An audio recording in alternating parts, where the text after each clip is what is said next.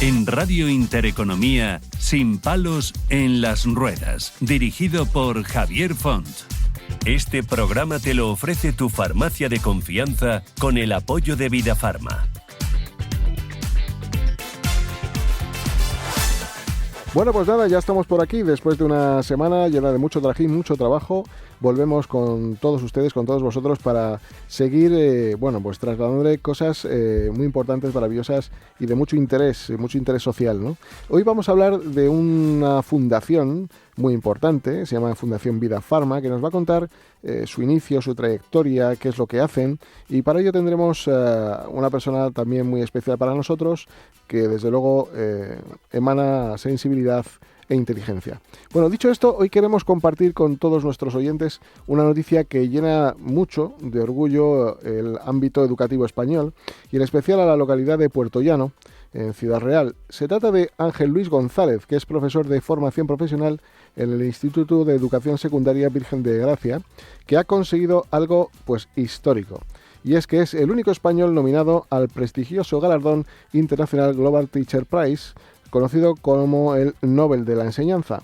Este reconocimiento, otorgado por la Fundación Barkey, selecciona cada año a los mejores profesores del mundo, destacando, pues desde luego, su impacto dentro de cómo es el aula y desde luego, entre miles de candidatos de todo el mundo, Ángel Luis ha logrado posicionarse como un referente por su compromiso, su creatividad y su incansable labor en la educación. Vamos, es algo vocacional.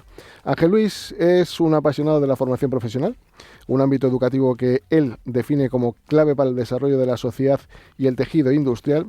Sus métodos innovadores se combinan entre tecnología, sostenibilidad y un enfoque práctico adaptado al entorno laboral real. Han transformado el aprendizaje de sus estudiantes y esto es lo que nos va a contar. Además, ha implementado proyectos que trascienden las aulas, como colaboraciones con empresas locales y programas de emprendimiento que brindan a sus alumnos herramientas prácticas pues para el futuro, de cómo lidiar ese futuro laboral. Pero lo realmente que destaca de Ángel Luis es su implicación humana. Sin ella, desde luego, no sería posible lo que ha conseguido. No solo se preocupa por transmitir conocimientos, sino también valores. Según quienes le conocen, inspira a sus estudiantes a creer en sus propias capacidades y a superar cualquier límite. Esta nominación no solo es un reconocimiento a su trayectoria, sino también un recordatorio del inmenso valor de la educación y de los docentes comprometidos. Si le diéramos la importancia que merece, desde luego, otro gallo nos cantaría. En palabras del propio Ángel Luis, la educación no solo transforma a los estudiantes, sino que tiene el poder de cambiar el mundo. Desde aquí queremos felicitar a Ángel Luis y desearle todo el éxito en esta emocionante etapa, y después hablaremos con él, que seguro les va a gustar. También hablaremos del testamento vital, una herramienta para decidir cómo queremos ser tratados al final de nuestra vida. Exploraremos el concepto de legado genético, un puente entre generaciones. El testamento vital es un acto de amor hacia nosotros mismos y nuestras familias. Se trata de dejar por escrito nuestras voluntades respecto a los tratamientos médicos que queremos o no queremos, que a veces eso también ocurre, y recibir en situaciones críticas cuando no podamos expresarnos por nosotros mismos. Situaciones verdaderamente difíciles. En un mundo donde la tecnología en medicina avanza de manera constante, esta herramienta nos ayuda para decidir, por ejemplo, si queremos medidas extraordinarias o si simplemente cuidados paliativos. Pero más allá de las decisiones en salud, el testamento vital nos permite reflexionar sobre cómo queremos ser recordados, con dignidad, en paz y, sin cargar a nuestros seres queridos con decisiones difíciles en momentos muy complejos. Quizás un tema que todos deberíamos considerar. Y terminaremos con un enfoque práctico, las técnicas de estudio con propuestas que construyan el conocimiento y abran puertas al éxito personal y profesional.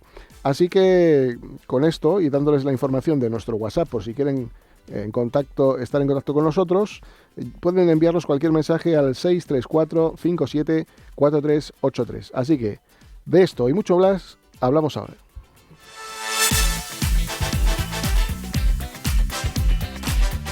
En Radio Intereconomía, Sin palos en las ruedas.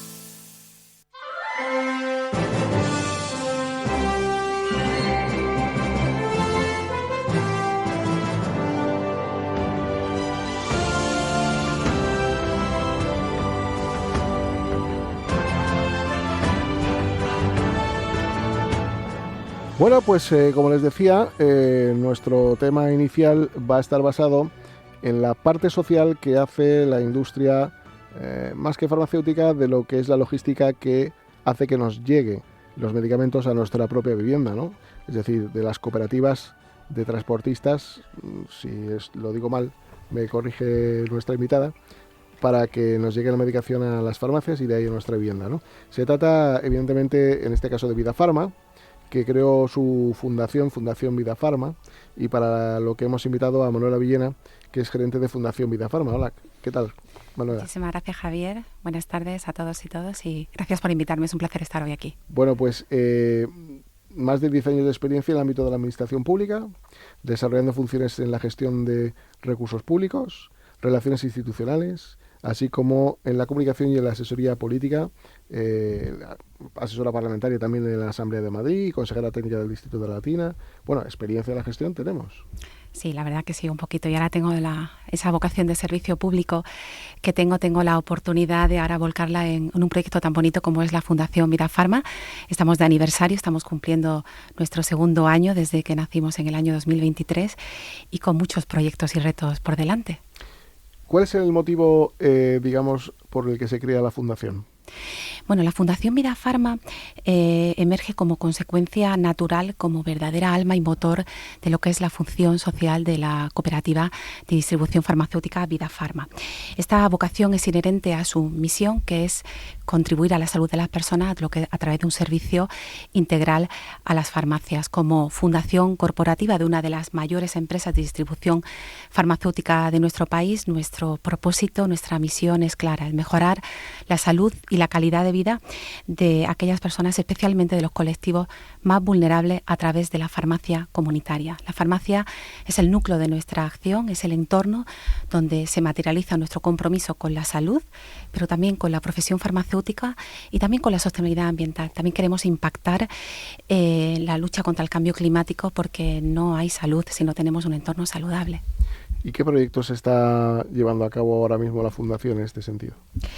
Bueno, pues nosotros ahora tenemos, ya te digo, queremos utilizar a la farmacia por el enorme potencial que tiene para llegar a los colectivos más vulnerables, para que reciban la mejor atención posible, sin barreras y sin discriminación. Nosotros estamos trabajando en una línea muy importante para mejorar la atención y la calidad de vida de aquellas personas que tienen discapacidad como consecuencia de una enfermedad degenerativa, como puede ser Parkinson, o también de aquellas patologías adquiridas, como puede ser daño cerebral. Nosotros estamos acompañando a los pacientes para potenciar ese binomio paciente-experto-consejo farmacéutico a través de jornadas formativas, campañas de prevención, de sensibilización. Estamos también facilitándoles esos recursos, esas herramientas para mejorar su calidad de vida y, como yo digo, para acompañarles en ese proceso, en patologías tan prevalentes como puede ser Parkinson, Alzheimer, diabetes o cáncer. Hay un pequeño mantra siempre de que el empresario, bueno, pues como que no está bien visto, como que la parte social la tiene muy apartada, pero en este caso no es así. Evidentemente, Vidafarma crea la fundación. ¿Y en qué, digamos, qué papel tiene la empresa privada para contribuir en este sentido a la transformación social y a la dotación de recursos para personas con discapacidad o para entidades que de alguna manera están colaborando en su calidad de vida, ¿no? Nosotros, es que en nuestro caso no somos una empresa de distribución cualquiera. Nosotros tenemos en nuestras manos un patrimonio muy importante, que es aquello que cuida a las personas, el medicamento, y de ello velan las farmacias y las distribuidoras como es Vidafarma. Yo siempre digo que es algo que llevamos en nuestro ADN. Nosotros somos una cooperativa, invertimos lo que ganamos en la sociedad y siempre basado en los principios de solidaridad y equidad. Llevamos los medicamentos a todas las farmacias independientemente de su ubicación y localización geográfica. Y al final la Fundación es una plataforma más dentro de la cooperativa para canalizar toda esa responsabilidad social. Yo creo que las empresas, además de ser motores de desarrollo económico, tienen que ser una fuerza para el bien común. Y además hoy hay una exigencia social. Yo creo que hoy la ciudadanía ciudadanía exigen a las empresas cada vez mayor implicación en los problemas sociales, ¿no? Lo hemos visto con la Dana de Valencia, lo hemos visto con el coronavirus. Yo creo que la ciudadanía exige a gritos esos cambios, exige que la empresa no solo maximice los beneficios, sino que consideren también el impacto social y medioambiental también de sus actividades, exigen que las empresas se impliquen, fomenten la inclusión, la diversidad, la igualdad de oportunidades, que se preocupen por la salud de sus empleados y gran parte del activo de la empresa yo creo que está hoy en día. Si bien la calidad de los servicios que presta una empresa está bien, pero también lo es más aún que se preocupe por los derechos humanos, por la ética, por la moral, en definitiva. Y yo creo que también la clave del cambio debe de estar en esa colaboración, en la capacidad de crear alianzas entre el sector privado, entre la sociedad civil y también entre el sector público. Optimizamos los recursos y abordamos con un enfoque integral lo que son los graves problemas que tenemos planteados como sociedad. La colaboración público-privada, ¿no? Que creo que hace un grandísimo papel. Hacéis una serie de jornadas formativas, ¿no?, entre pacientes y farmacias, ¿no? ¿En qué constan estas formaciones? Pues nosotros siempre decimos que el título de esa jornada, el papel tan importante que puede jugar el farmacéutico, pues ya sea la patología como diabetes, como Parkinson, como Alzheimer, y vamos de la mano de los colegios profesionales, siempre de la mano de los colegios profesionales, y también vamos también de la mano de la administración. Entonces, en esas jornadas lo que intentamos es visibilizar ese papel tan importante que desarrolla el profesional farmacéutico como profesional sanitario más cercano, más accesible en el abordaje de una patología, no solo en el seguimiento farmacoterapéutico, sino también como promotor y como educador en salud, en la prevención, que también es muy importante en muchísimas enfermedades. Y yo creo que ahí estamos haciendo, la verdad, que un trabajo bastante importante y, como decía, acompañando a las asociaciones de pacientes en este sentido. ¿Os preocupa mucho el medio ambiente, como a la gran mayoría de los españoles? Y en este sentido, ¿cómo se aplica esa política de protección del medio ambiente en los proyectos que Fundación Vida Farma lleva a cabo o financia? Bueno, Vida Farma lleva a cabo desde el año 2017 una ambiciosa estrategia en el ámbito medioambiental, midiendo y verificando su huella de carbono, inscribiéndola en el Miteco, y ello ya hemos conseguido el sello Reduzco por haber reducido en dos periodos casi el 6% de las emisiones, y luego también hemos conseguido la estrella Lean and Green en el ámbito de la sostenibilidad logística.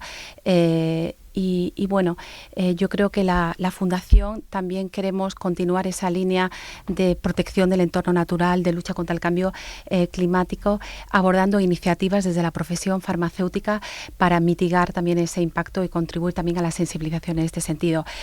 Ahora mismo tenemos varios proyectos de acciones de reforestación, de plantación del bosque Vida Farma, aprovechando también la sensibilidad y el compromiso social de nuestros empleados con acciones de voluntariado corporativo. Estamos creando un pequeño bosque en todos los almacenes de Vida Farma. Tenemos más de 30 almacenes por toda España, y en aquellos que están situados la mayoría en polígonos industriales. Y en aquellos almacenes donde las posibilidades logísticas lo permitan, pues sí que estamos iniciando esas acciones de sostenibilidad ambiental, como decía, para también contribuir a esa lucha contra el cambio climático, porque salud y medio ambiente están íntimamente relacionados. Dentro de todo el territorio nacional, ¿en qué lugares principalmente estáis trabajando? Bueno, ahora principalmente estamos en Madrid. Hemos empezado aquí con esas acciones de reforestación, y también en Andalucía. El germen de la Fundación de la cooperativa es en Andalucía, pero bueno, nosotros tenemos implantación nacional, y la idea de ir trasladando y extrapolando todo este tipo de proyectos, pues desde hasta Galicia, que estamos en Cantabria, Castilla-La Mancha, Castilla y León, Extremadura y todas las zonas donde operamos, donde opera Vida Farma. Oye, una pregunta, desde el prisma de la salud y la farmacia, ¿crees que quedan retos, mejoras que debe hacer la sociedad? Pues yo creo que estamos viendo enormes cambios sociales, medioambientales, económicos, y que están poniendo a prueba todos los días nuestra idea sobre la salud mundial y sobre la equidad sanitaria. Estamos hablando de las desigualdades en el acceso a la salud, de la sobrecarga sanitaria, de la falta de personal. Hablamos también de retos como es la soledad no deseada. Creo el otro día leía un dato que en España sufre este problema casi el 14% de la población población. La salud mental, se presta mucho foco a la salud física, pero la salud mental está muy relegada, faltan recursos, falta servicio especializado, y yo creo que hay una brecha significativa. Y luego también desde la farmacia, la población envejecida. En España yo creo que es el 20% de la población mayor de 65 años, estamos hablando de 10 millones de personas, y eso también repercute en un aumento de la cronicidad. Sí. Entonces son retos que tenemos por delante y bueno, y la farmacia está ahí, hay que contar con la farmacia. Hay una red capilar de más de 22.000 farmacias por toda España, acuden diariamente más de 2 millones de personas y son no solo un aliado sanitario, también un aliado social fundamental. La farmacia es cercanía, accesibilidad, es compromiso con la salud, con la sociedad, y es conocimiento. El farmacéutico, un profesional sanitario que brinda ese consejo farmacéutico, y hay que aprovecharlo con el resto, lógicamente en colaboración multidisciplinar con el resto de profesionales sanitarios. El farmacéutico que conoce mucho a su población, al cliente que ya se ha hecho amigo y que le pide consejos casi que de amigos y que sabe mucho de la población, sobre todo en aquellas zonas que son rurales, donde, bueno, pues tener una farmacia hoy en día casi es un privilegio, ¿no? Lo vimos en el COVID, donde todos los servicios se cerraron y en algunos pueblos el único servicio que estaba abierto era la farmacia. Hay que aprovechar este potencial. En muchos casos pues es el único punto de acceso sanitario que tenemos, es el punto más cercano y está arraigada fuertemente en la comunidad. Por eso nosotros desde la Fundación queremos incidir, impactar en la salud a través de lo que es la farmacia, ¿no? Aprovechar todo ese potencial, ese papel transformador que tiene y hay que aprovecharlo. Como decía. Además yo cuento la anécdota de una persona que tiene una farmacia en una zona rural donde, bueno, pues uno de sus clientes es mayor y como se conocen todos porque es un municipio muy pequeñito, pues también el médico de esta persona va a la farmacia y le advirtió de que había visto síntomas un poco extraños de esa persona mayor y, bueno, pues le atendieron y detectaron pues una patología que al final se la están tratando y bueno, que va mejor. Quiere decir que no solamente dispensar medicamentos, sino que también la humanidad que hay ahí es tremenda, ¿no? Detectan problemas en la comunidad. Yo decía, no solo es aliado sanitario, sino también social, de detección de problemas. Sí. Estamos hablando también de mujeres maltratadas, soledad no deseada, soledad no deseada, a la que me refería anteriormente. La farmacia acude habitualmente el paciente y cuando el farmacéutico detecta que no ha ido es un primer síntoma que le pasa a esta persona. Ahora estamos ahí planificando un proyecto para ver si podemos también incidir en este problema que tenemos actualmente planteado. Pues mira, por eso manifiesto una cosa que estuvimos hablando en el programa anterior, con la decana del Colegio Oficial de Trabajo Social de Madrid, porque claro, hablábamos de la parte de la enfermedad mental y la soledad no deseada. Quizás no sé qué fue lo primero, ¿no? Porque a lo mejor a través de la soledad no deseada llegan enfermedades mentales, ¿no? Y pensábamos que hacía mucha falta el que hubiera tratamientos, más que tratamientos, programas sociales, ¿no? Y que además fuera 24/7, porque una persona no tiene enfermedad mental de lunes a viernes en horario laboral, sino que lo tiene 24 horas, 7 días a la semana, todos los días del año, ¿no? Entonces, creo que atajamos, mejor dicho, el problema cuando lo detectamos, es decir, la salud mental, pero hay muchos factores que son determinantes para que lleguemos a esa fase. ¿Consideras que se podía hacer mucho más en la fase de prevención?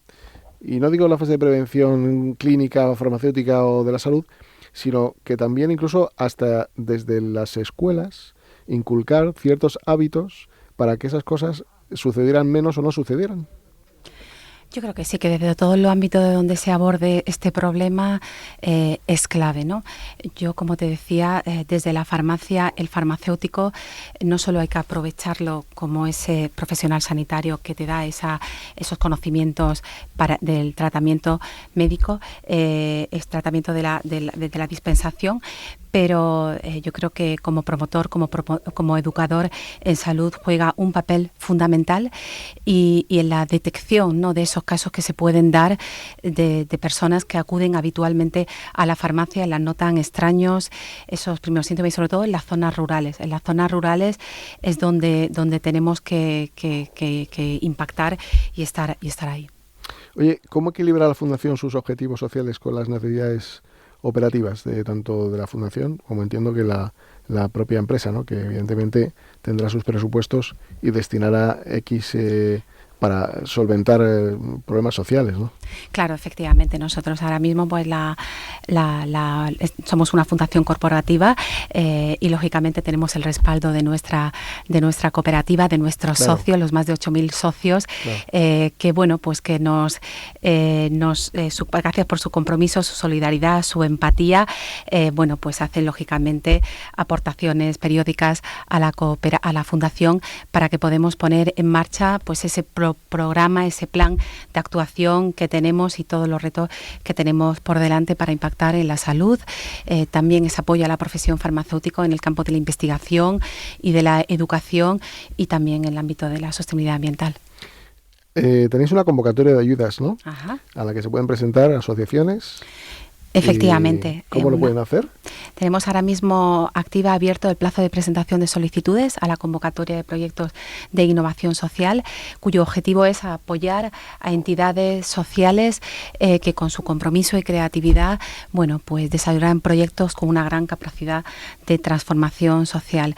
Y en 4 categorías principalmente: lo que es la prevención y la promoción de la salud, la equidad en el acceso a los medicamentos, la ayuda a la infancia y a personas en riesgo de exclusión social y también la cooperación al desarrollo. Tenemos abierto el plazo de presentación hasta el 14 de marzo. Invito a que las entidades que quieran, bueno, pues presentarse y participar en dicha convocatoria acudan a la web de Vidafarma y ahí tienen los formularios y toda la convocatoria con todas las indicaciones. Fenomenal. Manuela, como gerente, ¿qué objetivos te has marcado para este 2025?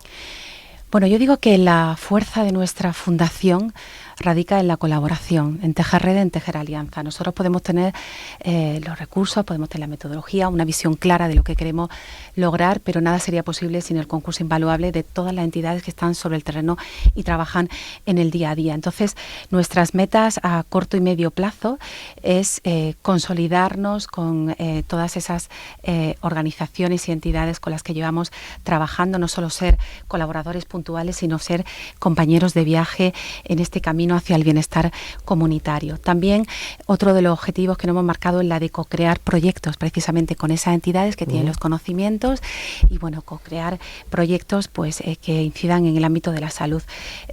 Ahora vamos a presentar a mediados de febrero un proyecto muy interesante de seguimiento de pacientes post-ictus desde la farmacia comunitaria, un estudio piloto que vamos a hacer en colaboración con el Hospital Universitario Puerta del Mar de Cádiz, donde desde las farmacias se va a esas personas que han sido dadas de altas de un ictus, se les va a hacer ese seguimiento farmacoterapéutico, control de factores de riesgo cardiovascular y también para mejorar la adherencia al tratamiento y así, bueno, pues más proyectos que tenemos en cartera.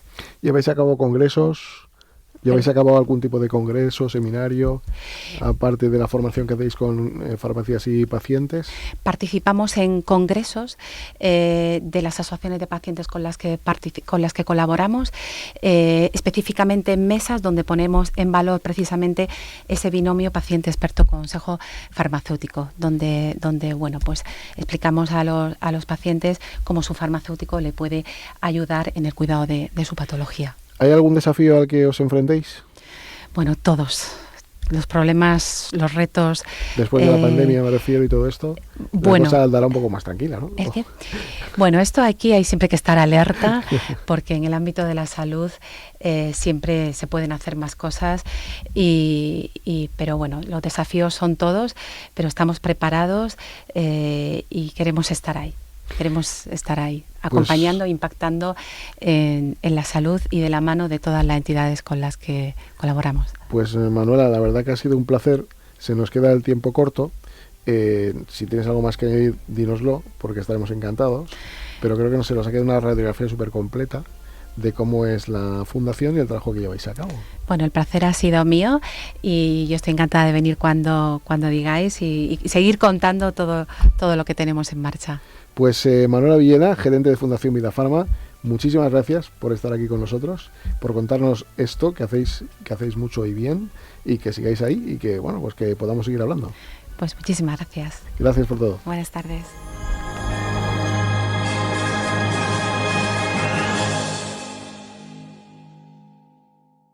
En Da Salud, tu bienestar es nuestra prioridad. Ofrecemos atención de enfermería, cuidado para personas dependientes, fisioterapia y podología en Madrid. Todo sin salir de casa.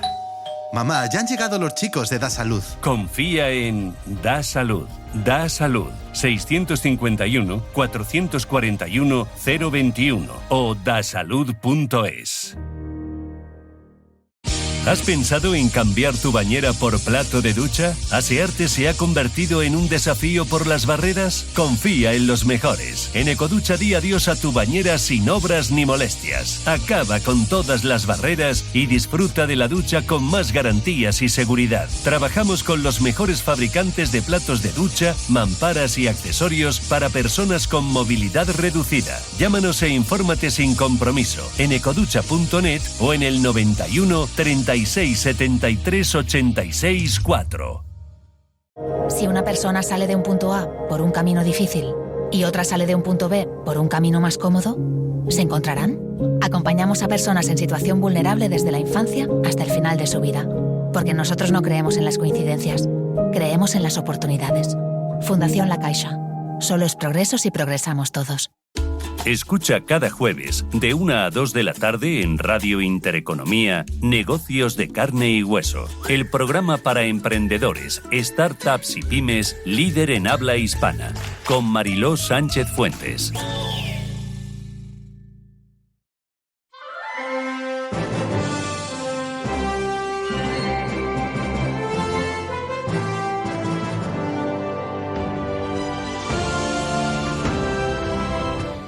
Bueno, pues vamos con el siguiente bloque de nuestro programa, que como decíamos en nuestra editorial, versará sobre el testamento vital.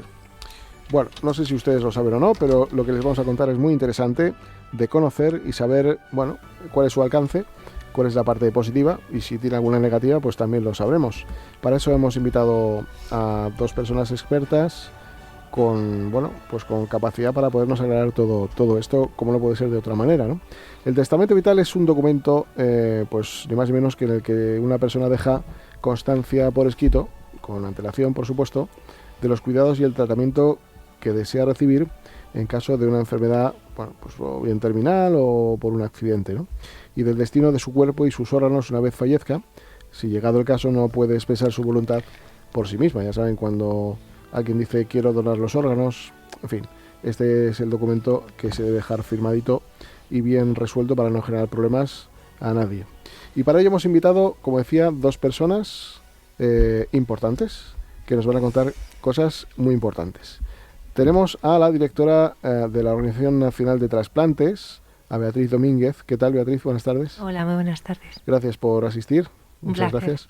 Y a Leonor Brioso, que ha sido enfermera y es experta, conferenciante sobre el testamento vital en derecho a una muerte digna. Si me he equivocado, me corrige. Bueno, sí, damos formación. Lo damos por hecho. Pertenezco a una asociación que nos dedicamos a difundir los derechos al final de la vida, sí. Bueno, desde un punto de vista y otro, ¿qué es el testamento vital y para qué sirve, al margen de lo que yo ya he dicho? Bueno, yo creo que lo que tú has dicho es lo que es un documento donde se recogen las voluntades de lo que la persona quiere que se haga al final de la vida. ¿De dónde partimos? Pues partimos de una ley que es bastante antigua, que es la Ley de Autonomía del Paciente, que es desde el 2002. El paciente empieza a ser un sujeto de pleno derecho y tiene capacidad de decidir sobre su vida y sobre su cuerpo. Entonces, bueno, pues, concretamente en el tema del testamento vital, se recogen tanto lo que tú quieres que hagan como lo que no quieres que no hagan. Quiero decir, recoges tus valores y tus creencias, recoges lo que a ti al final de la vida crees que es bueno para ti.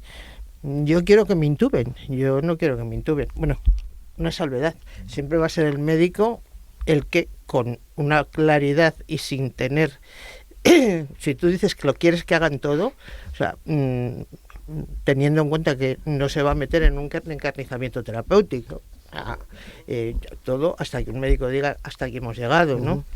Entonces, bueno, ¿qué ventajas tiene? pues tiene una ventaja fundamental, que es que podamos hablar de nuestra muerte, que es una cosa que hemos escondido. O sea, que es tan inherente a la vida como el nacimiento. Son los únicos hechos reales que vamos a tener a lo largo de toda nuestra vida. Lo demás puede haber incidentes, ¿no? Pero nacer y morir, si naces vas a morir, eso seguro. Entonces es algo que, bueno, pues por la educación que hemos recibido, por la evolución, se ha escondido. Y en este momento es muy importante, o nosotros creemos que es muy importante que se hable, porque eso mejora mucho, tanto tu final de vida como las decisiones que dejas tomadas para la gente de tu alrededor. Favorece un duelo mucho mejor a tus familiares, a tus allegados, y facilita muchísimo la toma de decisiones del personal sanitario, fundamentalmente el personal médico, que es el que al final va a decidir qué tratamiento se hace. Beatriz, ¿cualquier persona puede hacer este tipo de testamentos? Cualquier persona ¿La persona puede... afectada, la familia o solamente Sí. el afectado? Cualquier persona puede hacerlo en relación a lo que considera que, atendiendo a sus valores y principios, puede y quiere recibir o no quiere recibir en un momento determinado en el que no tiene la capacidad en ese momento de verbalizar por sí mismo sus preferencias.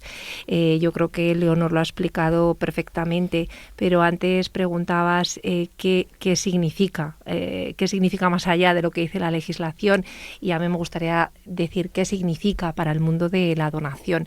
Cuando hablamos de la donación y el trasplante de órganos, también podríamos hablar de tejidos y de otras sustancias, pero vamos a centrarnos en los órganos.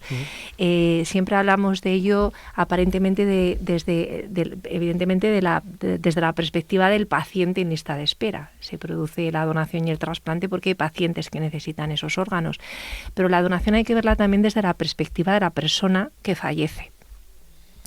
Y si uno debe tener derecho a escribir su biografía y su proyecto de vida, debe tener la opción también de determinar cómo quiere que sea su biografía en el momento de la muerte. Y la donación consideramos en el momento actual que debe ser una opción que se debe plantear en todos los procesos de final de vida, como una opción del paciente. Yo quiero fallecer y cuando fallezca quiero dejar este legado, por lo que significa para mí, por lo que significa para mi entorno y por lo que significa para la sociedad y para los pacientes que lo necesitan. ¿Por qué el documento de voluntades anticipadas es relevante? Porque permite esa expresión en vida de nuestros valores, de nuestros principios y en nuestro ámbito lo que queremos con respecto a la donación. Y como antes decía Leonor, porque va a facilitar mucho el proceso de toma de decisiones en un momento muy duro y muy trágico, en el que una familia que no conoce lo que su ser querido deseaba se encuentra en la disyuntiva. Y su principal disyuntiva es que yo quiero hacer lo que mi ser querido quería que yo hiciera.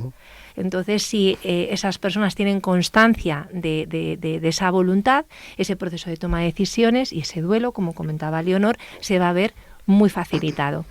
Eso no nos exime en ningún caso, que nosotros siempre lo decimos, de que se mantenga una conversación sobre el tema en el entorno familiar, que además hace una labor en sí misma educativa y divulgadora en nuestro caso, la donación y de otras cuestiones que se puedan plantear en nuestro propio entorno. Pero dejar ese documento y dejarlo por escrito va a ser tremendamente facilitador para que se cumpla nuestra voluntad y para ayudar a nuestros seres queridos en el peor momento, que es el de la pérdida de un ser querido.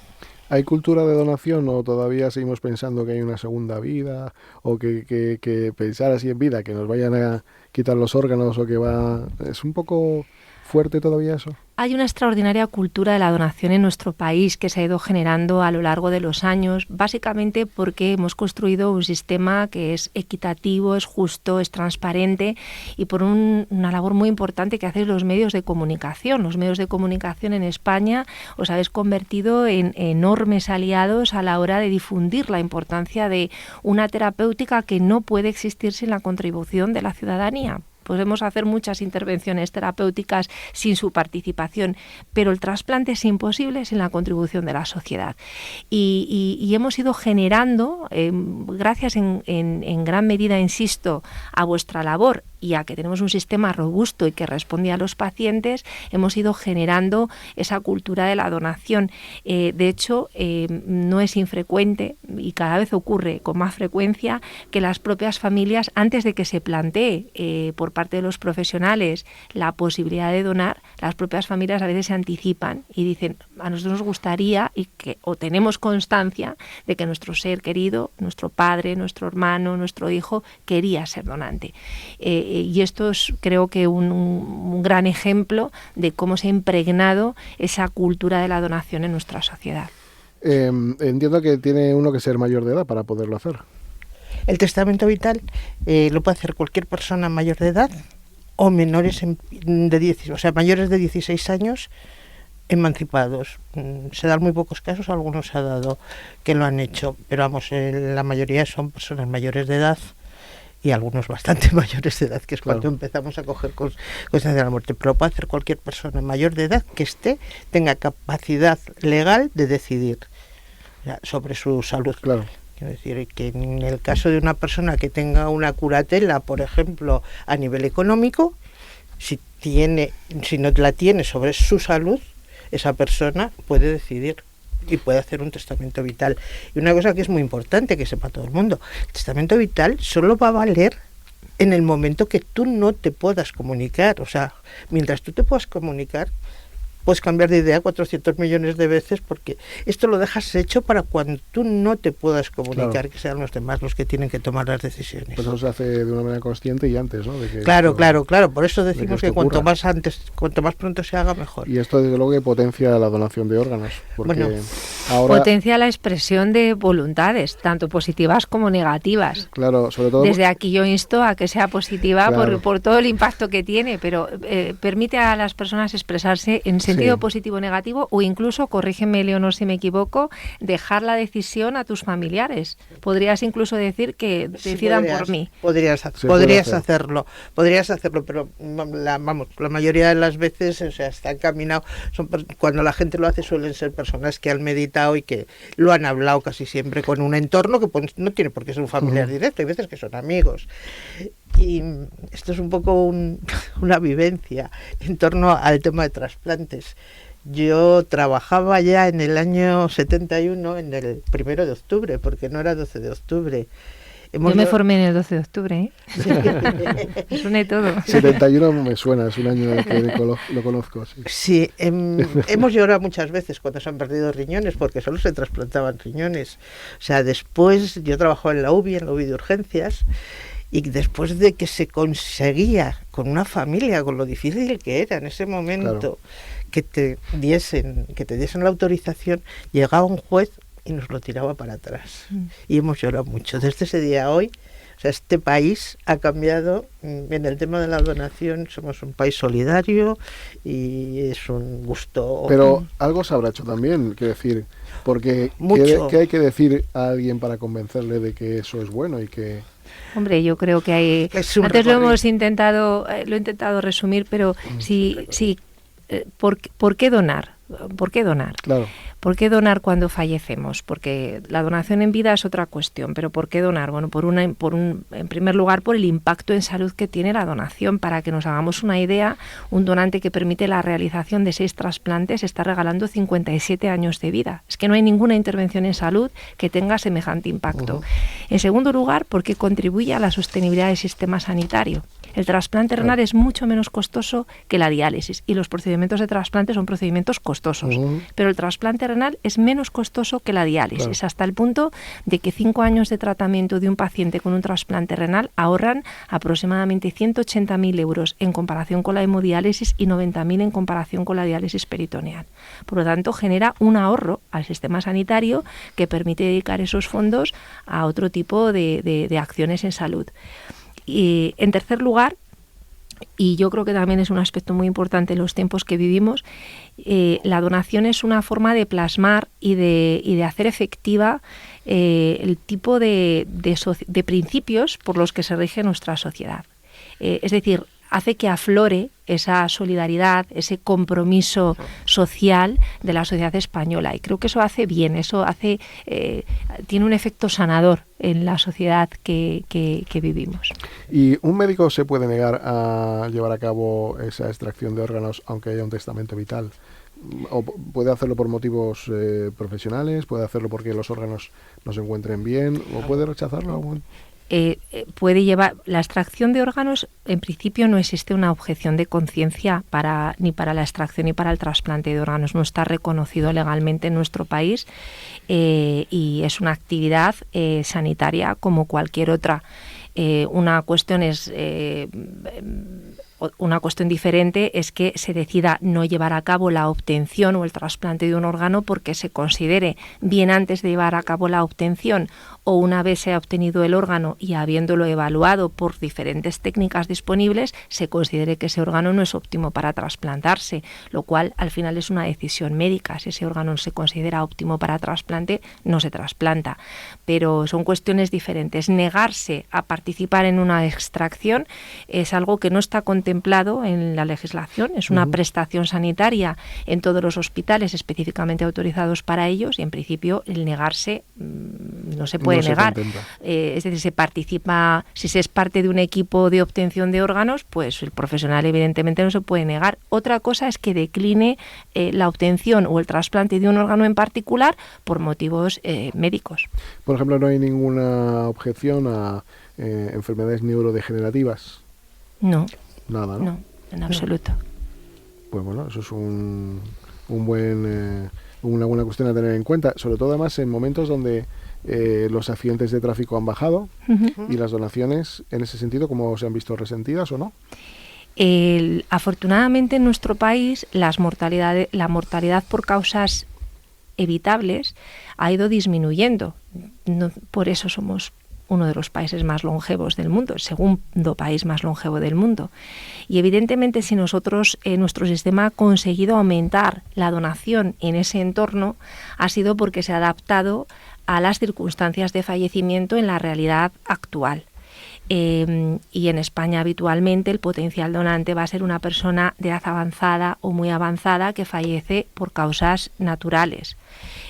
Puede haber otro tipo de donantes, pero el perfil del potencial donante habitual en España es este. Muy diferente, por ejemplo, del de Estados Unidos. Estados Unidos tiene unos niveles de donación muy elevados, pero tiene una mortalidad por causas evitables muy superior a la española.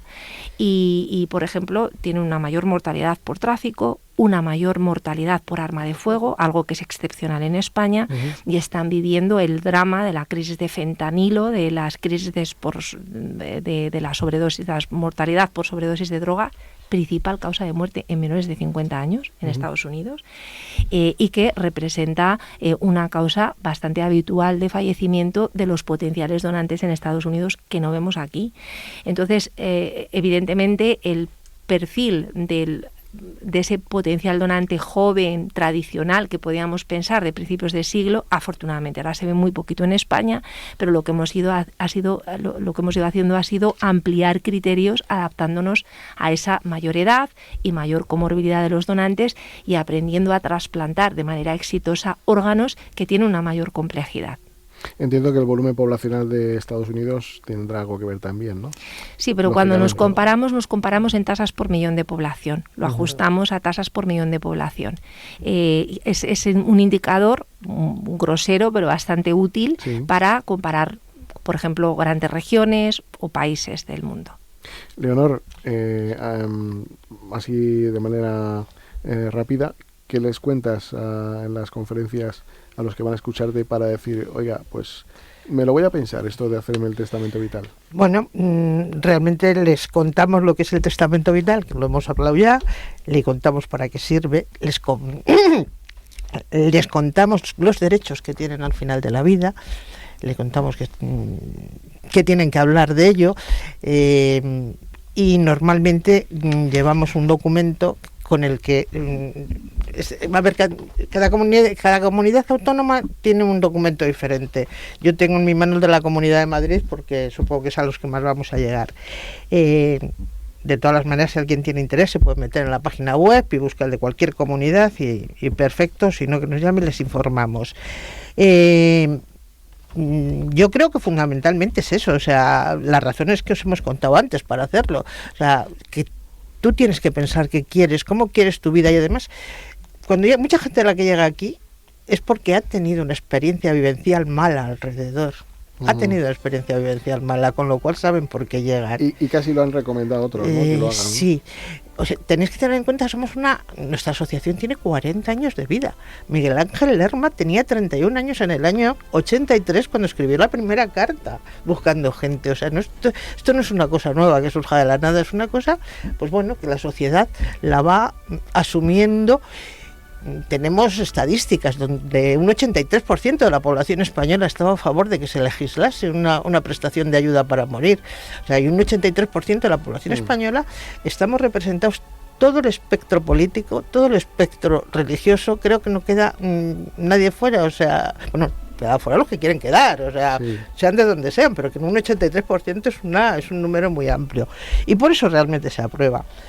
Con el tema de la donación, yo apunté del informe del Ministerio, esto es del informe del Ministerio que están todos, aproximadamente un 12% de las prestaciones de ayudas para morir se han hecho extracciones de órganos. Se han extraído 364 órganos, de los cuales se han podido trasplantar 305 y se han beneficiado 250 pacientes. Yo creo que hay una generosidad importante y además es muy importante lo que tú decías de que haya una buena formación para que podamos explicar bien cómo tienen que hacerlo, porque la gente quiere hacerlo. Porque además algunos se pierden porque es un momento muy difícil y todavía no está claro. Sí, hay que pensarlo con la cabeza fría en momentos complicados. Claro, sí. Ahora que entra en juego, a la directora de la ONT quería preguntarle la ley de la eutanasia. ¿Nos hemos encontrado con alguien que ha querido morir y también a su vez ha hecho el testamento vital? Sí, nos hemos encontrado algunos casos, pero son excepcionales. La mayor parte de las personas que solicitan la prestación de vida para morir llegan con capacidad de decisión hasta el momento final. Son excepcionales los casos, por lo menos los casos que nosotros hemos vivido, que han perdido la capacidad de tomar decisiones en el momento final en el momento final de ese proceso. Por lo tanto, la mayoría, en nuestra experiencia, pero nuestra experiencia propia y por lo que conozco, que Leonor seguro que lo conoce mejor que yo, la mayoría llegan con plena capacidad de toma de decisiones hasta el final del proceso. Sí, efectivamente. Bueno, pues la memoria de donación de implantes del año 2023, que son los datos que tenemos, da a conocer, bueno, por el Ministerio de Sanidad, por supuesto, la generosidad de los donantes. Y es que se registraron más de 46.000 implantes de tejido, más de 28.000 de tejido osteotendinoso, 6.200 donativos de tejido ocular, en fin, no vamos mal, ¿no?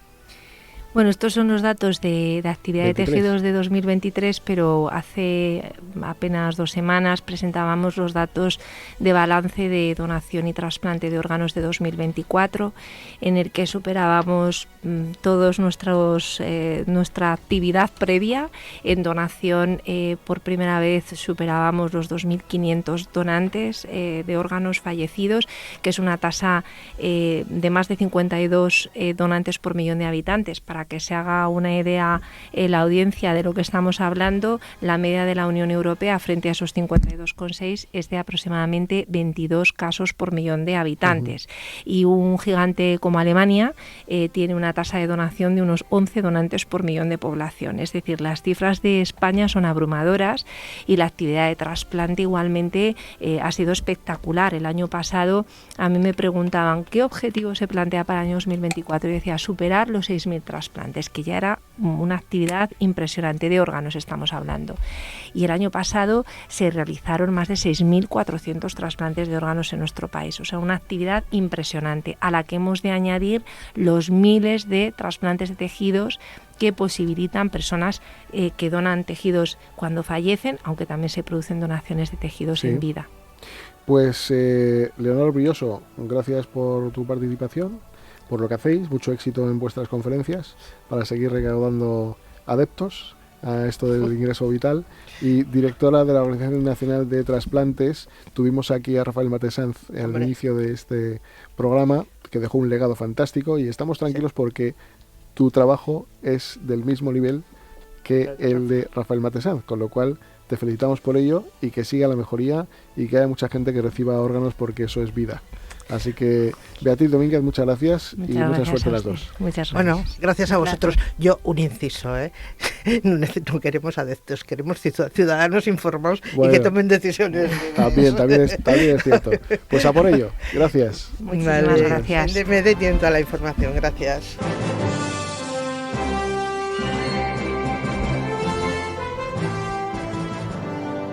Bueno, pues nada, seguimos aquí con todos ustedes para seguir, contándoles cosas muy interesantes. Y es que hablábamos de un reconocimiento que, ni más ni menos, reconoce al mejor profesor del mundo, ¿no? O al menos, en este caso, es una candidatura. Y para ello hemos contactado con esta persona, que es candidata a este premio. Se llama Ángel Luis González. Es docente que imparte formación profesional de informática en el Colegio Virgen de Gracia de Puerto Llano. Y le vamos a saludar rápidamente porque tenemos ganas de hablar con él. Muy buenas tardes, Ángel Luis, ¿cómo estamos? Hola, buenas tardes, Javier, ¿cómo estás? Pues muy bien y satisfecho de poder estar hablando contigo con alguien que espero que pueda materializar ese deseo de ser el mejor profesor del mundo. ¿Cómo se lleva eso? Bueno, al principio muy impactado, pero luego ves sobre todo a tus alumnos y a la gente que te quiere, a tu familia, tan contenta que te lo transmiten y te sientes aún más feliz. Oye, ¿y qué haces para que tus alumnos aprendan bien? Entiendo que no sé si la rapidez es importante, pero por lo menos bien parece ser que sí. ¿También se evalúa, por ejemplo, el resultado de los aprobados o cuáles son los ítems que más se valoran para que una persona pueda ser candidato a ese premio tan importante? Bueno, pues básicamente recibes un email para poder presentar tu candidatura y tienes que responder a diferentes preguntas online. Luego tienes que adjuntar mucha información y luego tienes que pasar una serie de entrevistas. Y hay un silencio administrativo largo y de repente pues te llega un correo electrónico que te dice que eres uno de los 50 nominados del mundo, el único español además, y para ese brillante premio, ¿no? Me imagino que eras buen estudiante, ¿no? Bueno, la verdad que sí. No, en la universidad a lo mejor algo menos, pero en el colegio y el instituto sí, bastante. O sea, que podemos decir que es una primicia que algún cate te llevaste ¿o qué? Bueno, de hecho yo creo que a lo mejor la universidad fue la que me moldeó un poco para algún día ser profesor, ¿no? Porque por desgracia viví unos años que muchos los hemos vivido, ¿no? De un profesor que entraba y apenas saludaba, ¿no? Y estaba de espaldas a nosotros sin interactuar.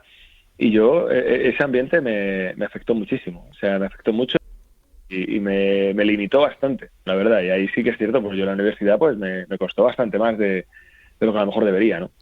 La verdad que es que en muchas ocasiones parece que le echamos la culpa al estudiante, que es un perezoso, que es un baguete, que no le gusta más que jugar, tal, pero lo que acabas de decir es así. Cuando hay un profesor que sabe muchísimo, pero no sabe trasladar la información y que sigue sabiendo mucho para él, pero nadie coge onda de lo que está contando, es complicado. Entonces, ¿crees que ha evolucionado el enfoque pedagógico a lo largo de los años y en concreto, cuál es tu enfoque pedagógico para que los alumnos aprendan?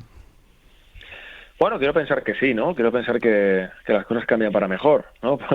Porque lo contrario dificulta levantarse de la cama, ¿no? Con ganas de vivir el día a día.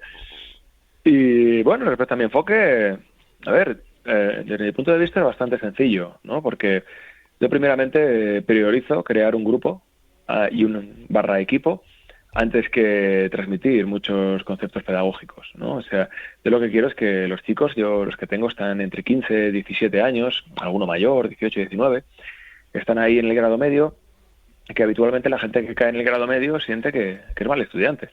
Entonces, bueno, mi objetivo siempre es pues eso, crear un grupo donde todos se sientan parte de todo lo que ahí estamos creando. Y yo creo que esa es un poco la clave para que luego todo venga por encima. Pienso que cualquiera puede aprender cualquier cosa. A mí cuando me viene gente diciendo que no vale para la informática o que no vale para cualquier cosa, yo creo que el tema es cuestión de tiempo y estar bien acompañado. Y esa es mi filosofía clave.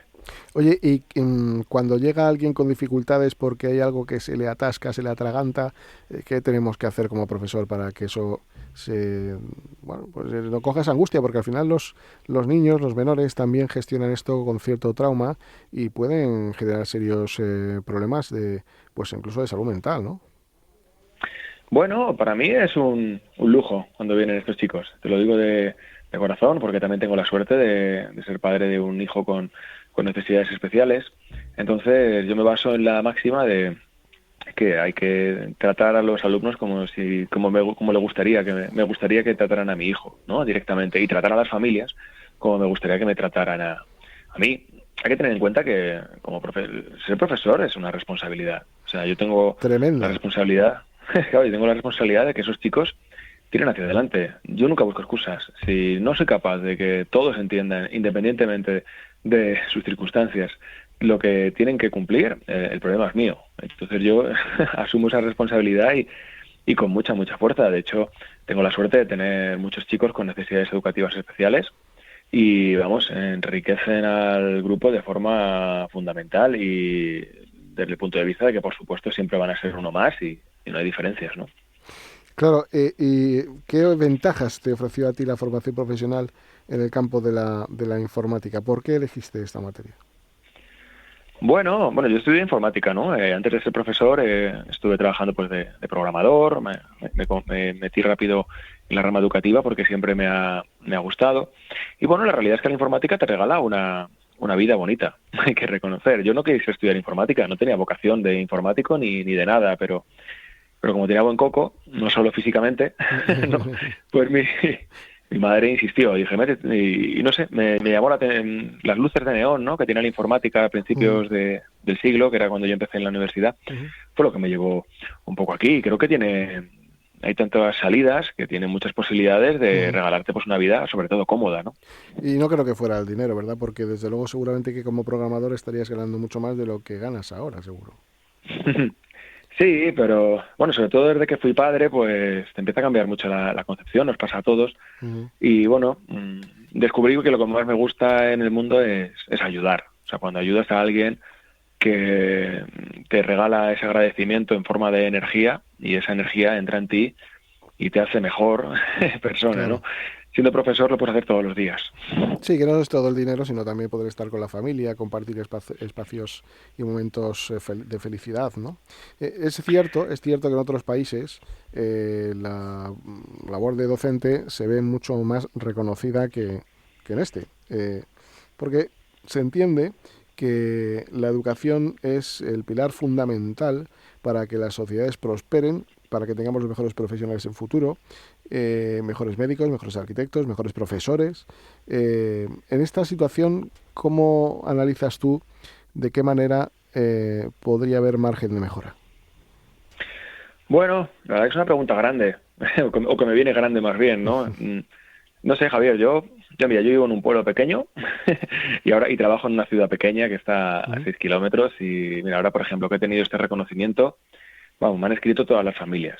O sea, que yo, vamos, reconocido me siento. Mis alumnos, vamos, llevan una semana que no caben en su gozo. Cada vez que viene alguna cámara por allí, los primeros que quieren salir de allí para decir lo bien que están, ¿no? Y eran chicos, la mayoría, que habían llegado aquí como desganados de, jo, qué mal, que no he podido llegar al bachillerato y estoy en la FP. Claro. Para mí ese es el reconocimiento máximo. Yo creo que a lo mejor ya a la sociedad le pido poco, ¿no? Cada vez menos. Yo lo que pido cada vez es más que en lo que puedo controlar, dar lo máximo posible porque la recompensa vendrá y si todos hacemos eso, pues al final la sociedad pues aprenderá y nos llevará a donde nos tiene que llevar.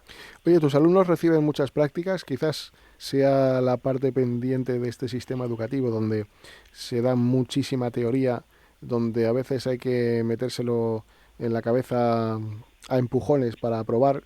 Es decir, a mí me decían antes, no busques aprobar, busca entender. No sé si esto sigue igual o ha cambiado. Bueno, yo creo que pues sigue un poco igual, ¿no? O sea, en algunos temas, ¿no? Ya sabes que este sistema educativo que tenemos es muy calificativo, pero es que calificaciones y aprendizaje son dos palabras que pueden ser antónimos, ¿no? Claro. Si me apuras, ¿no? Yo lo que le digo a las familias, o sea, cada vez que me vienen las familias, sobre todo de los chicos que tienen más dificultades, yo les digo, yo estoy tranquilo. Dice, pero ¿cómo vas a estar tranquilo, Ángel? Si le han quedado 4. Y digo, estoy tranquilo porque desde el septiembre y ahora estamos en enero, no ha dejado de aprender ningún día. Diciendo, claro. Eso quiere decir pues que más pronto que tarde pues llegará a ese nivel y lo que hay que hacer ahora es apoyar. Porque lo malo sería que no estuviera mejorando. Pero si está mejorando, pues necesitará más tiempo, menos tiempo, pero llegará, ¿no? También tengo informado que hablas de valores y principios que hay que tener en la vida, ¿no? Bueno, yo creo que sí, ¿no? Hay que tener, no sé, yo creo mucho en la educación como herramienta para cambiar el mundo, ¿no? Claro, Entonces, bueno, es el mayor valor que hay que dar, y sobre todo también tengo muy claro que no todos aprendemos igual. O sea, me da a veces hasta rabia, ¿no? Hasta rabia cuando parece como que tú vas a un bar, por ejemplo, en cualquier ciudad, te sientas en la barra y ves que la gente pide el café de hasta 100 formas diferentes. Pero parece que en educación es o aprobado o suspenso. ¿Eres un chico de aprobado o de suspenso? Y no, hombre, no. Hay muchas formas de entenderlo todo. Personas hay en la historia, ¿no?, que aparentemente de pequeños eran muy problemáticos en el aprendizaje y en el estudio, y ahora son grandes personalidades, ¿no? Bueno, por ejemplo, Eros Marx o algún otro que hay por ahí también, ¿no?, que no eran buenos estudiantes y ahí los tienes, ¿no?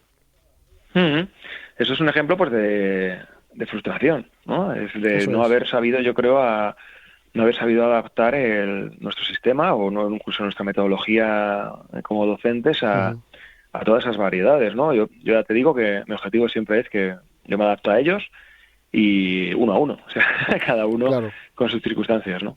Oye, el acercamiento a una persona con TEA entiendo que te hizo reflexionar y trabajar un poco en crear entornos de aprendizaje inclusivos, o alguna de la metodología que podías aplicar en esta discapacidad te ha servido para que también les sirva a modo de facilitar la comprensión a alumnos que no tienen discapacidad. Por supuesto, es que es la clave, o sea, es que por eso te decía lo de la suerte, ¿no? De tener alumnos con necesidades educativas especiales. O sea, es que todo lo que a lo mejor a veces tienes como que aportar, ¿no? Dependiendo, cada necesidad es diferente, ¿no? Pero habitualmente, pues la mayoría te implican un poco cambiar el enfoque, ¿no? Directamente, ¿no? Es decir, vamos a adaptar un enfoque para que esta persona lo pueda trabajar más. Tengo, por ejemplo, un alumno que llevaba tiempo sin estar en clase con otros compañeros por un problema físico que tiene, prácticamente muchos años, ¿no? Pues bueno, pues empiezas a darte cuenta de que, a ver, para que este chico esté bien, tiene que ser parte del grupo. Y de, pero es que al resto le viene de maravilla que hagamos más grupo. Vamos a hacer más excursiones, ¿no? Vamos a crear más dinámicas de conectar unos con los otros, y al final todos van a estar muchísimo más fuertes, ¿no? La socialización, el conocimiento, en fin. Pues Ángel Luis González, enhorabuena por adelantado por lo menos ese reconocimiento, que estás ahí a puntito de llevarte el premio, y que ojalá sea así, y que si es así, que te acuerdes de nosotros para darnos otra entrevista. Hombre, por supuesto, y sobre todo muchas gracias a vosotros por tener programas tan necesarios como este, y ojalá hubiera más. Es un orgullo tener gente como tú en este país. Muchas gracias, Ángel Luis. Un abrazo y mucha suerte. Hasta ahora. Un abrazo.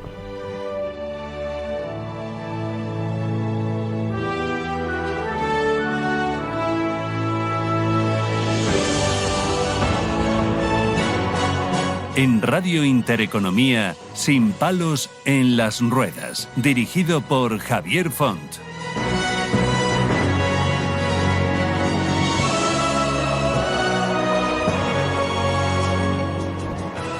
Bueno, pues dentro de este bloque educativo, que nos pareció fantástico poder comentar la noticia, que es fantástica que un español esté en este nivel y que España pues pueda también aparecer en los primeros estatus, ¿no?, de lo que es la educación, pues queremos meter también una parte importantísima que nos va a contar Fernando Blanco, que es doctor en psicología y profesor en la psicología social en la Universidad de Granada, y que con él vamos a hablar sobre técnicas de estudio. Primero le vamos a saludar. ¿Qué tal? ¿Cómo estamos? Hola, buenas tardes. Fernando, encantado de saludarte y gracias por estar aquí con nosotros. Mira, la tasa de abandono escolar en España ha descendido el 13,2% en los 3 primeros trimestres del 2024, ¿no?, del año pasado, pero es la segunda cifra más alta de la Unión Europea. ¿A qué crees que se debe esto? ¿A que hay un sistema que varía constantemente? ¿A que no sabemos estudiar? ¿A que nos meten con calzador 15 libros en un trimestre? ¿Cuáles son las principales causas que crees que pueden ocurrir al respecto? Bueno, la verdad que ese es un problema muy complejo y seguramente no hay una causa única. De todo lo que has comentado, seguramente todo tenga algún papel. Desde luego, los cambios de normativa, los cambios de ley no ayudan. El enfoque probablemente que se da mayoritariamente en la educación, pues a veces tampoco es del todo coherente y desde luego pues a veces se descuidan aspectos que tienen que ver pues eso, pues con cómo un estudiante puede superar ese trabajo que tiene que hacer día a día, y a lo mejor no se le dan las pautas o no se le dan de la manera que realmente le impacten, que puedan ser útiles en su futuro, ¿no? Pero claro, es un problema muy, muy complejo, no me atrevería yo. Ya. Oye, mira, queremos ser eminentemente prácticos, queremos que quienes nos escuchen pues se vuelvan a enganchar a esto del estudio. Entonces, como tenemos la suerte de hablar contigo, te pediría que nos comentaras varios tips en orden, de menor a mayor, para que una persona que se ha desconectado de los estudios se enganche, o para que incluso alguien que se le dificulta los estudios porque se despista mucho, pues se vuelva a enganchar. Bueno, pues no sé si de menor a mayor, pero bueno, voy diciendo según me vengan a la cabeza. Desde luego, si se trata de motivarse un poco para estudiar, es importante tener en cuenta que el tema de la eficiencia, ¿no? Porque uno puede conseguir memorizar, obtener incluso buenas notas en un examen a costa de mucho trabajo, ¿no? Fuerza bruta. Todos hemos pasado por eso, ¿no? Esos exámenes que te preparas con muchísimo tiempo, pero que probablemente, sobre todo si tenemos dificultades o falta de tiempo para estudiar, ahí es importante utilizar técnicas o organizarse de manera que sea más efectivo y aprovechemos mejor el tiempo, ¿no? Que muchas veces eso es precisamente lo que puede marcar la diferencia. Si no puedes dedicarle 20 horas a estudiar, pues al menos dedica una y que esa hora sea más efectiva. Y ahí sí que tenemos investigaciones que sugieren que algunos tipos de técnica o de enfoque a la hora de estudiar son bastante más eficientes en términos de esfuerzo y rendimiento que otras. Pero, por ejemplo, me siento en la mesa, abro el libro. Sí. ¿Qué tengo que hacer? Quitarme todo lo que hay en el medio, la tele apagarla, por supuesto, entiendo, claro. Desconectar no sé qué dispositivos. ¿Cuál es la recomendación principal y general que podemos decir para que la gente entienda qué es lo que queremos trasladar? Vale, desde luego las distracciones es mejor dejarlas a un lado, desde luego te va a ayudar también planificarte, organizarte para que esa sesión de estudio no sea la única, sino que regularmente, de manera espaciada en el tiempo, pues tengas más sesiones de estudio. Pero si tengo que dar un consejo así muy general, que es para casi todo el mundo puede funcionar muy bien, intenta procesar lo que estás leyendo, lo que vas a leer en ese libro de manera que sea significativa para ti, de manera que sea profunda para ti. Hay un ejemplo que ponemos siempre, y es que si piensas en la última conversación que has tenido con alguien, seguramente recuerdas detalles de con quién hablaste, del tema del que hablaste, pero a que no eres capaz de reproducir literalmente cada frase que dijiste en la conversación, a pesar de que estabas allí. Simplemente tienes una idea general, ¿no? Claro. Digamos, pues eso es un poco lo que buscamos. Tú no tienes que esperar aprender de memoria y recordar al detalle con las palabras exactas lo que estás leyendo en el libro. Intenta buscarle el sentido, buscarle el significado, conectarlo con experiencias tuyas conocimientos que ya tienes, ¿no? O experiencias tuyas que te son significativas. Eso ayuda y eso además está comprobado en un montón de estudios que parece que sí que ayuda a que el aprendizaje sea duradero. Fernando, se nos va el tiempo, pero te propongo un reto y es invitarte a que cada cierto tiempo te llamemos y nos cuentes 4 o 5 tips que queden en esa sección de cómo estudiar bien, para que podamos hacer que haya gente que se enganche, incluso gente con discapacidad que tiene ciertas dificultades. Ajá. Si te parece, te llamamos. Bueno, pues yo encantado, la verdad. Así lo haremos, Fernando. Gracias por esta atención y por el tiempo que nos has dedicado.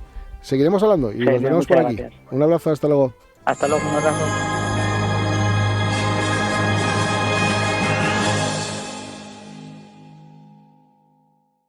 Onegin y Lenski, 2 amigos del alma en un duelo a muerte en el escenario del Real. El Teatro Real presenta Eugenio Onegin, la gran ópera romántica de Tchaikovsky a través de la emocional mirada escénica de Christoph Loy. Pasión, orgullo y sensibilidad dibujan inolvidables instantes de música y teatro. Del 22 de enero al 18 de febrero. Entradas desde 18 € en teatroreal.es. Patrocina Fundación Banco Santander.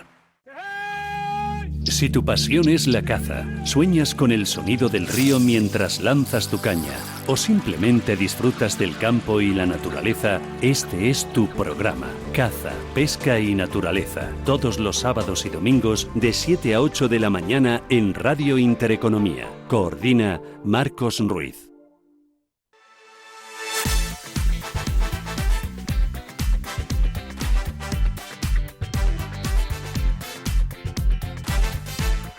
En Radio Intereconomía, sin palos en las ruedas. Pues nada, vamos a ir cerrando ya un poco el programa y para ello tenemos otro invitado, por supuesto, excepcional, que vamos a contaros cosas maravillosas, pero tenemos a Beatriz Párraga, que es, como bien saben, coordinadora del Servicio de Recursos Humanos de DaSalud. ¿Qué tal, Beatriz? Hola, ¿qué tal? ¿Qué tal a todos? ¿Otra vez por aquí, no?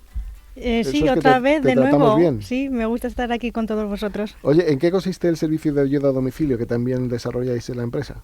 Sí, bueno, es fundamental, ya que tanto paciente como cuidadores necesitan pues de este tipo de servicios. Bueno, ahora con la gripe se está dando casos de que se llenan los centros de salud simplemente para tomar constantes vitales, ¿no? Y mucha gente pues no quiere acercarse y se nos han dado muchos casos que subamos a sus domicilios a tomar constantes vitales para ver si es tan necesario bajar, tan urgente o no. También aseo y vestimenta, ayuda al aseo, pues si una persona no puede con su familiar voltearle y bueno, pues en fin, esas que son cuerpos a veces que pesan mucho y para una sola persona pues asistimos a ello y le ayudamos a vestirse. Hacemos traslados de la silla a la cama, de la cama a la silla también, hacemos cambios posturales que son importantísimos para las escaras, acompañamiento al médico también o a una intervención hospitalaria, incluso si hay ingreso, hacemos noche con ellos, pasamos el día con ellos, administración de medicación vía tópica y oral y acompañamiento nocturno y diurno. ¿Y qué otros servicios se prestan? Prefiero también la prevención de escaras y demás, ¿no? Sí, para la prevención de escaras, como hemos dicho, cambios posturales y curas de heridas. Bueno, pues es básicamente eso. Para prevenir las escaras son los cambios posturales. Cuando hacemos acompañamiento nocturno, cada 2-3 horas hacemos un cambio postural. También intentar mantener el sueño, que concilie el sueño en la persona, el paciente, pero los cambios posturales son cada 2-3 horas para evitar escaras. ¿Dónde pueden dirigirse? En DaSalud, www.dasalud.es, info@dasalud.es, son los teléfonos 651-441-021 o 651-502-821. Por lo que entiendo que ahí le haréis un traje a la medida de sus necesidades. Efectivamente. Un presupuesto. Eso es, sí, porque no todo. Les trataremos bien también, ¿no? Bueno, eso no se duda. Bueno, y vuestro ámbito de actuación también es Madrid. En la Comunidad de Madrid. Los servicios se prestan en la Comunidad de Madrid. Lo digo porque no soy de toda España y seguramente que alguien de fuera te pueda consultar. Pues Beatriz, salvo que nos tengas que contar alguna cuestión más de detalle de esto, ha sido un placer, como siempre. Igualmente. Muy importante para prevenir úlceras por presión y escaras, la nutrición y la hidratación, importantísima. La higiene, muy importante también, y los cambios posturales. Y cuando se ve que hay que empieza a querer aparecer una escara, llamar a un profesional sanitario que vigile la piel para poder también ayudar a la circulación, eso es, evitar que avance y aplicar ácidos grasos hiperoxigenados. Pues ya saben, si hay alguna duda, llamar a DaSalud, a Beatriz Párraga, que estaremos encantados de coordinarnos con ellos. Gracias, Beatriz. Así es, muchas gracias a vosotros, que tengáis buen día. Igualmente.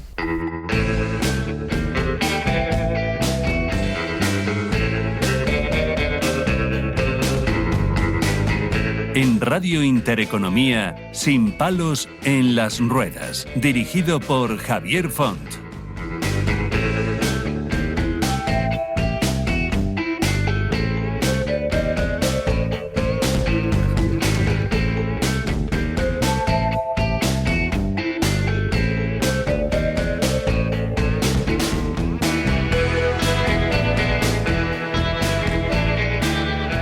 Bueno, pues tenemos a Javier Martínez, que es quien ha organizado la carrera de la primavera dentro de la gran variedad de actividades del Madrid Spring Festival, que se llevará a cabo el 9 de febrero, donde la cultura china y la española se fusionan en un gran espectáculo de convivencia. La verdad que yo estoy deseando acudir a este evento. Javier, ¿qué tal? ¿Cómo estás? Hola, buenas tardes. Muchas gracias por recibirme. Enhorabuena, porque preparar todo esto no ha debido ser nada fácil. Nada fácil. Es ya la 5ª edición y cada año nos montamos nuevos retos, así que se complica un poquito más, pero luego siempre acabamos muy satisfechos con el resultado. Además, te hemos pedido que vengáis porque hay una variable importante y es que participan personas con discapacidad. Exactamente, sí. A ver, este proyecto desde el primer momento pretendía crear un espacio de convivencia entre personas diferentes, no solo de nacionalidad y de cultura, sino también con diferentes capacidades. Y bueno, pues cada año vamos intentando mejorar las actividades que organizamos y adaptándolas para que todo el mundo pueda ser partícipe. ¿Cómo se van a ubicar para poder salir sin aglomeraciones, entiendo, con medidas? Sí, exactamente. Precisamente estamos contando con el apoyo de Fama para que nos ayude un poco con esta parte un poquito más técnica y a intentar salvar estos obstáculos. Y sí, bueno, habrá todos los corredores salen a la vez, pero sí que es verdad que los vamos a posicionar de tal manera que no se pisen. Exactamente, sí. Oye, tenemos al otro lado del teléfono a Dani Molina, que es triatleta paralímpico y al cual quiero saludar para que nos cuente un poco sus experiencias en este tipo de actividades, porque creo que tiene unas pocas, ¿no? Dani, ¿qué tal? ¿Cómo estás? Buenas tardes. Hola, buenas tardes. Buenas tardes, Dani. Muy bien. Encantado. Pues mira, tenemos aquí a Javier Martínez que nos está contando la carrera que se va a llevar a cabo el día 9, en la cual entiendo que también vas a participar. Sí, ahí estaremos participando y corriendo. ¿Cómo vas? ¿Handbike vas? ¿Cómo vas? No, yo llevo me falta la pierna por debajo de la rodilla y llevo una prótesis para correr, como lleva el Pistorius. Ah, no correcto. Sé si todos recordáis a Pistorius, sí. Pero yo llevo una igual que esa. Tú eres el Pistorius bueno, ¿no? El otro es el Pistorius. El Pistorius malo. Yo soy el Pistorius bueno, sí. Sí. Oye, ¿qué experiencia tienes tú en todo esto? Porque, bueno, siendo ya triatleta paralímpico, entiendo que ya has pasado por unas cuantas, ¿no? Bueno, yo llevo corriendo desde hace ya 14 años, desde empecé a correr en el 2012 y cuando empecé con el mundo del triatlón y sí, llevo unas cuantas carreras a mis espaldas, la verdad. Oye, pues te deseamos todo el éxito del mundo. Ojalá podamos llevar un día la bandera de Fama por ahí para que vean que estamos ahí también involucrados. O sea que suerte y a ganar, ¿eh? Bueno, haremos lo que se pueda y correremos lo más rápido que podamos. Bueno, lo importante es participar, como decían de pequeño. Eso es. Bueno, a veces sí, a veces no. Bueno, pues un fuerte abrazo. Javier. Muy bien. Gracias, Dani. Javier, va a haber en esta edición, o la anterior, última edición, superaron los 3.000 corredores, ¿no? Sí. Este año vamos en camino también de superarlos y nos queremos acercar eso a los 4.000. Y un poco con lo que estamos comentando de ganar, efectivamente todas las carreras son competitivas en mayor o menor medida, pero esta carrera también pretende pues que sea para compartir con familia, con amigos, y todo el mundo que participe en la carrera con el número de dorsal también entra en el sorteo de diferentes productos, televisores, pulseras para correr, para hacer deporte. Entonces al final pues todo el mundo puede ganar y no necesariamente los más rápidos. Claro. Pues bueno, pues se va a hacer, digamos, en la Plaza de Colón, ¿no? Se podrá escoger entre distintas modalidades, ¿no? 5 kilómetros, 8 y 16 kilómetros. Exactamente, sí, son distancias un poquito diferentes. La de 8 es porque es un número importante en la cultura china y además pues pensamos que es interesante tener una distancia intermedia entre la de 5 y la de 10K, que de la de 10K es como la más común, entonces para que la gente se anime también a superarse cada año. Y luego lo mismo, luego tenemos la de 16 kilómetros, que está entre la de 10, que digamos es la estándar, y la de 21, que es la media maratón, pues para que la gente que se quiera preparar para la media maratón, pues que se pueda poner a prueba en esta de 16. Advertir a los echados para adelante los 16 kilómetros que por lo menos tiene que haber precalentado, ¿no? Porque debe ser complicada esta, ¿no? Bueno, eso se recomienda absolutamente a todos, tanto los de 5, 8 y 16, siempre hay que hacer un buen calentamiento. Se recomienda, por supuesto, haber entrenado antes, no que sea la primera carrera, la primera vez que te pones unas zapatillas y vas a correr, siempre conviene entrenar y calentar. Y bueno, como decía antes la compañera que ha intervenido antes, la alimentación y la hidratación es importante también. Pues me alegro. Y mira, hemos repartido ya 2 dorsales y ahora voy a anunciar el nombre de otras 2 personas que se llevan otros 2 dorsales, con lo cual ya hemos sorteado 4, que ni más ni menos es para María Suárez Gallego y para Óscar Santamaría Díaz. María Suárez Gallego y Óscar Santamaría Díaz. Así que mucha suerte. Oye, ¿y por qué con China? Bueno, pues da la circunstancia de que yo estuve viviendo allí un año y me pareció interesante pues ver que a lo mejor lo que nuestros amigos chinos que viven aquí, también a lo mejor los españoles lo vivimos allí, entonces pensé que era interesante crear un punto de encuentro para poder intercambiar estas impresiones y al fin y al cabo conocer gente de diferentes culturas. Eso. Y el deporte pues me parece que es una manera muy interesante de unir a la gente. Y de integrar, porque van personas además con discapacidad, que es una de las variables que se ha metido como novedad en esta edición, con lo cual pues muy bien, fenomenal, felicitaros y agradeceros que hayáis dado la oportunidad a personas con discapacidad de aparecer en este escenario. Oye, información para poder apuntarse, que todavía está a tiempo, ¿no? Exactamente, todavía quedan algunos dorsales y la gente se puede registrar en carredeLaPrimavera.es y les esperamos a todos para disfrutar un domingo espectacular el 9 de febrero en la Plaza de Colón, que empezará la carrera con el baile del dragón. ¿A qué hora empieza? A las 9 de la mañana. A las 9 de la mañana. ¿Y se prevé más o menos 3 horas, 4? No, 1 hora y media, 2 horas. Me refiero, toda esa parte cortada a lo mejor, o que sea. ¿O? Sí. Ahí, ¿Qué recorrido hace exactamente? Empieza a la altura de Colón, en Recoletos, altura de Colón, y Castellana hacia arriba y hacia abajo, pero pasa también por Serrano. Oye, hablando un poco de tu experiencia en China, ¿allí te has encontrado con situaciones de ver a personas con discapacidad o no se les ve por allí, no? Bueno, sí, se ve, pero es verdad que no es muy frecuente.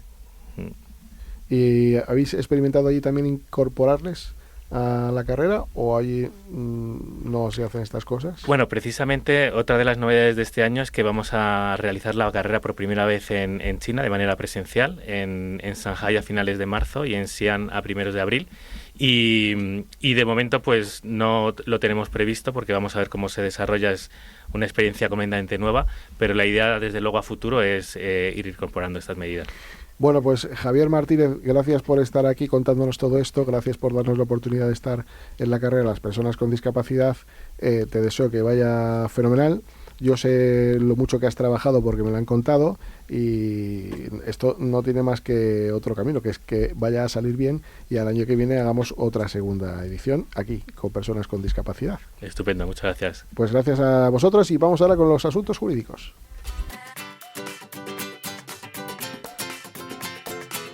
Este espacio se lo ofrece Ecoducha, la forma más segura de ducharse.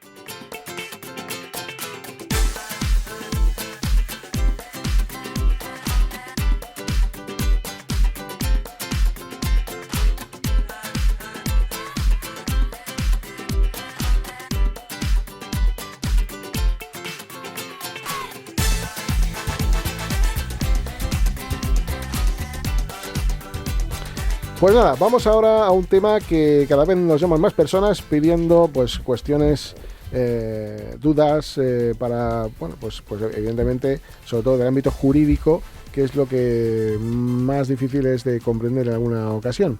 Y en este caso, Cristian nos trae cosas muy interesantes. ¿Qué tal? Hola Javier, buenas tardes. Sí, pues aquí vamos un poco, ya sabes, a correcaminos. Pero bueno, hoy retomamos un poco con eso del diccionario jurídico. Entonces, bueno, pues voy a contarte un par de palabrejos que a lo mejor son interesantes para conocer. Y el primero es uno que ya de por sí es complicado de decir, pero que si sabes decirlo queda muy bien. Y es la desinstitucionalización, que la verdad es, bueno, una palabra que ya en otras ocasiones hemos hablado y al final es que es un proceso que se produce cuando una persona colocada en una institución, basada en la cultura institucional, se le da la oportunidad de convertirse en un ciudadano de pleno derecho y tomar sobre todo el control de su vida. Entonces, si es necesario, se le garantiza un apoyo, pero fuera de esas instituciones. Y es que se trata de un proceso que provee un cambio en las modalidades de vida de las personas desde entornos segregadores y a un sistema que permite la participación social con un enfoque preventivo y en que los servicios presta de acuerdo a las necesidades, a la voluntad y a las preferencias preferencias individuales de las propias personas. E incluso se ha desarrollado una nueva estrategia que es un compromiso que empieza ahora en 2024 hasta el 2030, que la lidera el Ministerio de Derechos Sociales, para conseguir pues que ese proceso se vaya realizando. Pero también hay otro, Javier, que bueno, a priori te va a parecer sencillo, pero que en términos jurídicos también tiene un enfoque a la discapacidad, y es la lectura fácil. Y es que ahora está muy de moda que los documentos jurídicos se adapten y se hagan en redacciones de materiales que pretende hacer accesible la información a la cultura de las personas que tienen esas dificultades de comprensión lectora o ciertas dificultades para poder entender algunos documentos, que un poco también es lo que estamos haciendo aquí con este diccionario jurídico. Por lo tanto, bueno, pues es otro aspecto que tenemos que tener muy en mente.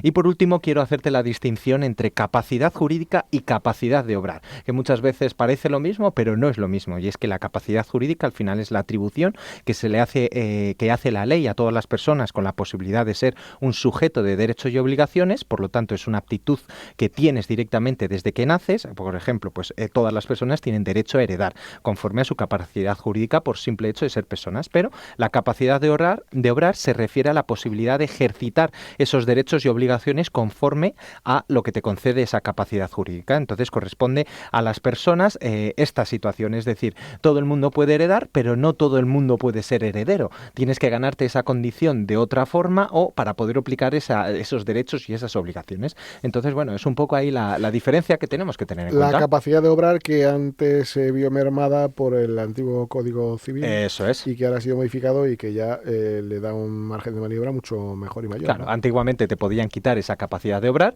pero a día de hoy no te la pueden dar. Únicamente te pueden dar asistencia o una representación para esa capacidad de obrar. Pues Cristian, nos emplazamos a la próxima semana a contar cosas interesantes. Me parece bien. Así que ahora damos un minutito de publicidad y nada, despedimos enseguida. Este espacio se lo ha ofrecido Ecoducha, la forma más segura de ducharse. Bueno, pues nada, nos despedimos, que vamos a ponernos el dorsal, a entrenar, a calentar, para que no nos den calambres ya por los 16 kilómetros. Así que nos vemos en la carrera del día 9. Ya saben que para más información, 91 593 35 50. Ha sido un gusto, un placer. Que sean felices. Hasta luego. Este programa te lo ha ofrecido tu farmacia de confianza con el apoyo de Vidafarma.